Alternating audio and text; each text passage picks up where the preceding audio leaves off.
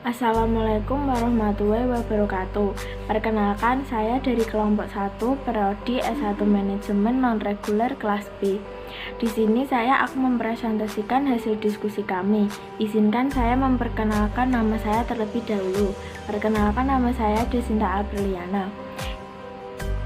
Di sini saya akan mempresentasikan bersama teman saya, Faid Yasid, Tika Dewi, dan Utavia Muslihatun.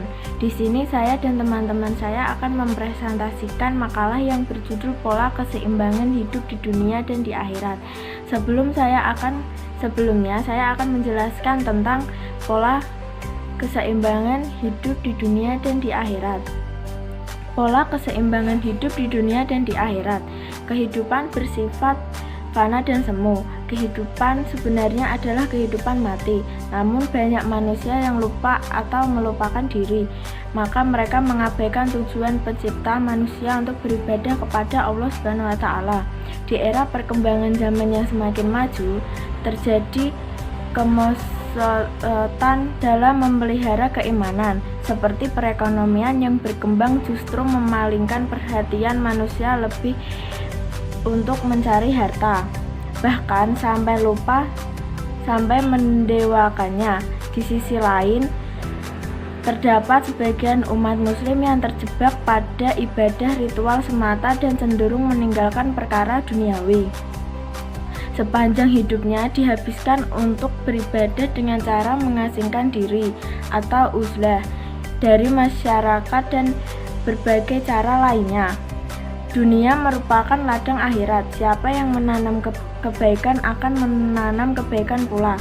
Namun, Allah mengingatkan untuk tidak melalaikan kehidupan duniawi, seperti makan, minum, bekerja, dan memberi nafkah keluarga. Maka dari itu, kita harus mengetahui upaya-upaya pola keseimbangan hidup di dunia dan di akhirat, termasuk pengetahuan konsep arti kehidupan dan kegiatan-kegiatan yang mewujudkan keseimbangan hidup manusia di dunia dan di akhirat. Rumusan makalah: 1. Apa hakikat kehidupan menurut Islam? 2. Apa prinsip dasar kehidupan menurut pendidikan Islam? 3. Mengapa pendidikan menjadi kebutuhan manusia? 4. Apa upaya-upaya mewujudkan keseimbangan hidup di dunia dan di akhirat? Konsep pendidikan Islam, tantangan kehidupan manusia, pendidikan sebagai kebutuhan manusia, faktor sosial dan budaya, upaya mewujudkan keseimbangan hidup manusia. Kehidupan ukrawi atau ubudiyah. Ibadah sebagai faktor keseimbangan hidup, pembinaan jasmaniah dan rohaniah manusia. Konsep pendidikan Islam tentang kehidupan. A. Hakikat kehidupan menurut pendidikan Islam. Sebagaimana dalam ayat Al-Bayyinah ayat 98 surat kelima, wa ma umiru illa liya'budu wa mukhlisina lahud-din hunafa wa yuqimuna sholata wa yatuz zakata wa dzalika dinul qayyimah. Yang artinya, padahal mereka hanya diperintahkan menyembah Allah dengan ikhlas, menantinya semata-mata karena menjalankan agama, dan juga agar melakukan sholat dan menunaikan zakat, dan yang demikian itulah agama yang lurus atau yang benar. Sebagaimana konsekuensinya, manusia diciptakan sebagai makhluk yang termulia dan terhormat dari sekian banyak makhluk Tuhan yang lainnya. Di antara faktor yang terpenting agar manusia dapat menemukan eksistensinya sebagai hamba Allah adalah dengan memahami syariat agama yang telah digariskan. Di dalam konsep pendidikan Islam, ilmu pengetahuan adalah kunci utama untuk menemukan hakikat kehidupan yang sebenarnya. Islam mewajibkan kepada setiap muslim, baik laki-laki maupun perempuan, untuk menuntut ilmu, khususnya ilmu agama yang menjadi tuntunan dalam kehidupan manusia. Yang kedua adalah prinsip dasar kehidupan menurut pendidikan Islam. A. Sebagai agama sebagai tatanan kehidupan manusia. Sesungguhnya manusia itu amat zalim dan amat bodoh. Status kekhalifahan manusia di muka bumi ini merupakan konsekuensi kehidupan yang harus direalisir dengan penuh rasa tanggung jawab. Maka agama sebagai nilai adalah pedoman dasar menuntun manusia melaksanakan amal tersebut dengan penuh rasa tanggung jawab. B. Pendidikan sebagai kebutuhan manusia. Sejalan dengan firman Allah Subhanahu wa taala dalam salah satu ayatnya yang terdapat dalam Quran surat An-Nahl ayat 16 surat ke-78, ketidaktahuan manusia dalam ayat tersebut bukanlah berarti bahwa manusia selama ini tidak tahu, melainkan dapat menjadi tahu melalui pembinaan. Menurut Sahmi Nanjaini, dalam salah satu pandangannya mempertengahkan bahwa tujuan pendidikan itu adalah identik dengan tujuan hidup manusia di muka bumi ini. Pada hakikatnya manusia dididik untuk mencapai tujuan hidupnya. Faktor agama dan faktor pendidikan adalah dua hal yang berbarengan dalam menuntun manusia memahami arti hidupnya, baik secara ideologis maupun secara metodologis, dalam arti secara konstitusional dan operasional. Prinsip dasar kehidupan menurut pendidikan Islam. C. Faktor sosial budaya. Faktor ini adalah salah satu unsur yang tidak kalah pentingnya dengan faktor-faktor lain dalam kehidupan dunia.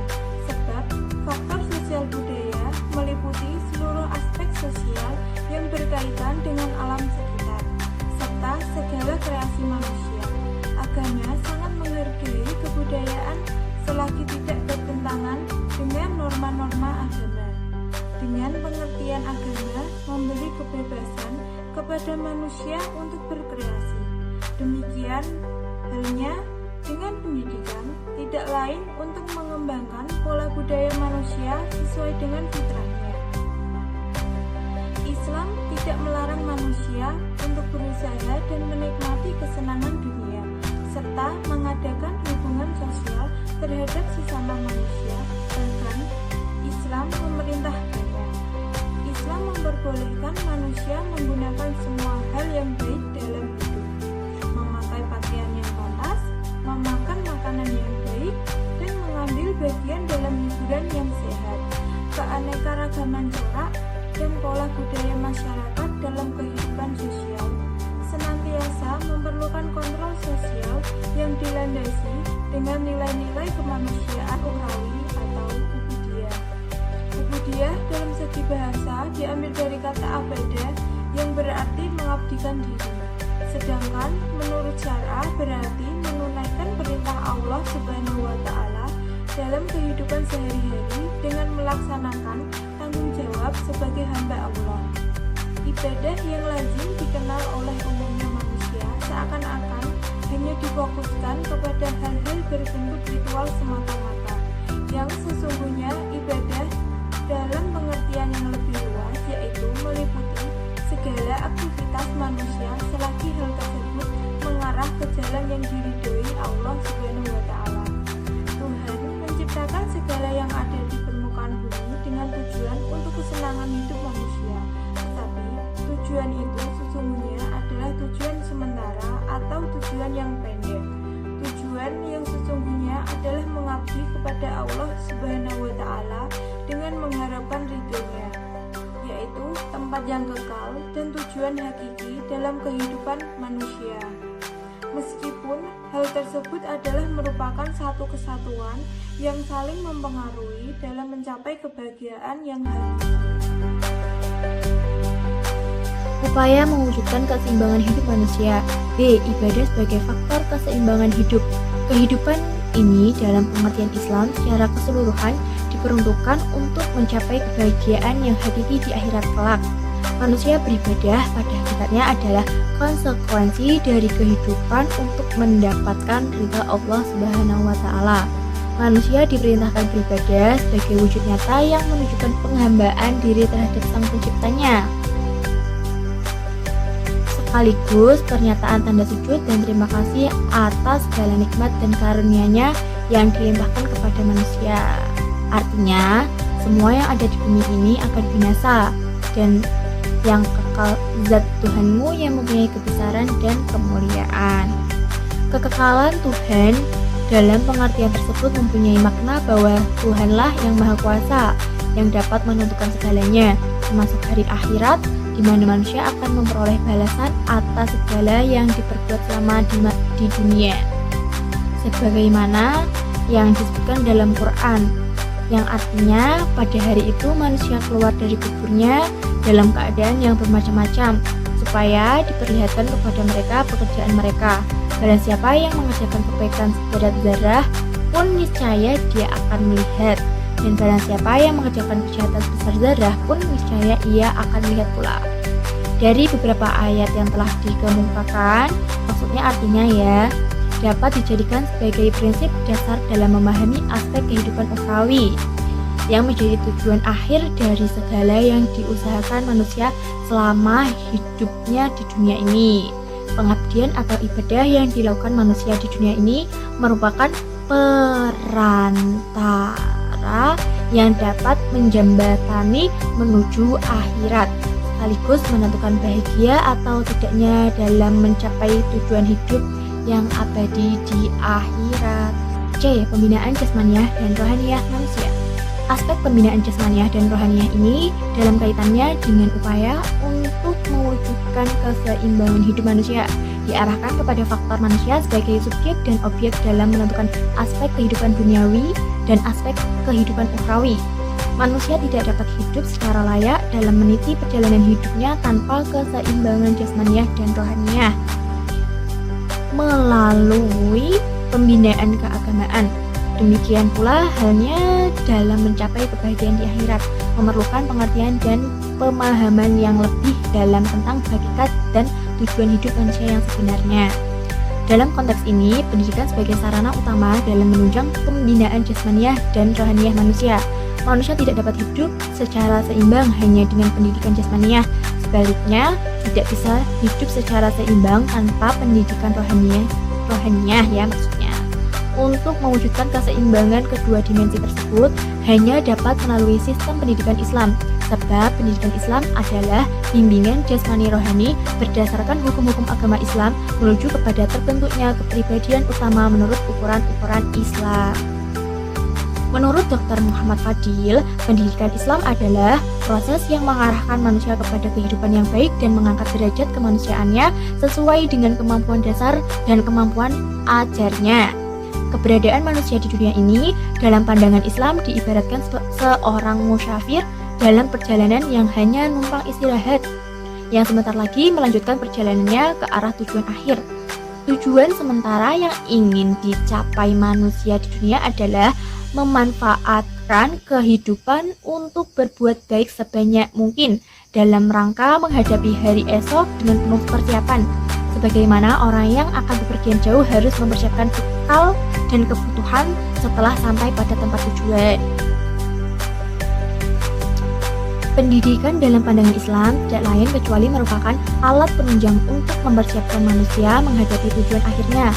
Oleh karena itu, tujuan pendidikan dalam hal ini adalah untuk membentuk, membina, dan memelihara, serta menolong manusia menemukan jalan hidup yang sebenarnya. Kebaikan dan kejahatan, siksa dan nikmat hanya dapat diketahui melalui petunjuk dan bimbingan pendidikan Islam. Yang mana pendidikan Islam adalah identik dengan tujuan hidup orang muslim, sebagaimana diketahui bahwa tujuan hidup manusia adalah untuk menyembah kepada Allah Subhanahu wa Ta'ala, dalam artian senantiasa melaksanakan apa yang diperintahkan oleh Allah dan meninggalkan apa yang dilarangnya. Pembinaan jasmaniah manusia berorientasi pada pencapaian kesejahteraan hidup manusia di dunia ini, karena manusia dalam kehidupan haruslah berusaha mencari karunia Allah Subhanahu wa Ta'ala dalam memenuhi segala kebutuhan hidupnya. Tentu saja dalam berusaha manusia memerlukan fisik yang kuat dan sehat. Pembinaan rohaniyah manusia berorientasi pada penciptaan kesejahteraan hidup manusia, baik untuk kehidupan duniawi maupun untuk kehidupan ukhrawi. Karena pembinaan rohaniyah menempati posisi yang baik untuk kehidupan. Karenanya, pembinaan rohaniyah menempati posisi yang lebih utama dalam pelaksanaan pendidikan Islam. Manusia tidak dapat hidup sejahtera kalau hanya memenuhi kebutuhan materialnya, tetapi juga harus ditunjang oleh ketenangan jiwa dan kesejahteraan rohaniyah manusia.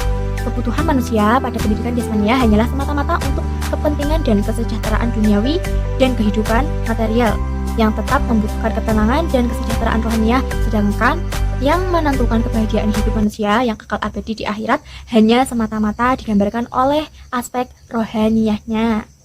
Kesimpulan. Jadi kesimpulan ini adalah Kehidupan dalam pandangan pendidikan Islam meliputi dua aspek pokok, yaitu kehidupan duniawi yang mengarah kepada masalah material dan kehidupan spiritual yang mengarah pada aspek moral untuk mencapai kehidupan sejahtera dan bahagia di akhirat kelak. Oleh karena itu, sistem pendidikan Islam dalam mengkeseimbangkan hidup manusia dengan mempolarisasikan kehidupan untuk mencapai kebahagiaan dunia dan akhirat. Hanya saja dalam mencapai tujuan hidup, manusia sering dipengaruhi oleh berbagai faktor dalam kehidupannya, baik faktor material, faktor pendidikan, maupun faktor moral spiritual yang bersifat ubudiyah.